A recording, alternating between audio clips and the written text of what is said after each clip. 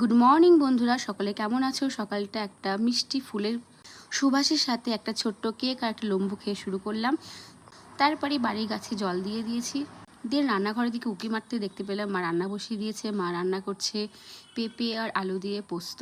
রান্নার পদে ছিল কচুর শাক আর তার সাথে ছিল একটা মাছের ঝোল। সকালে দেখি নানান কাজে ব্যস্ত, তার মধ্যে কলিং বেল বেজে উঠলো। দেখি একটা পার্সেল এসেছে, তাই ছুটে নিচে চলে গেলাম। পার্সেলটা নিয়ে উঠে এসেই দেখি আমার ছেলের খেলনাগুলো এসেছে। আরে বাহ, এটা তো খুব দরকারি একটা জিনিস। ওর পাপাকে ফোনে থ্যাংক ইউ জানিয়ে দিয়ে তারপর দেখো নিজে রেডি হয়ে গন্তব্যস্থলের দিকে এগোনোর পালা। ব্যাস বাড়ির বাইরে কিছু কাজ থাকার জন্য ট্রেনে করে যেতে হয়েছিল। ওখানে পৌঁছিয়ে যাবতীয় কাজকর্ম মেটাতে মেটাতে দুপুর গড়িয়ে প্রায় বিকেল হব।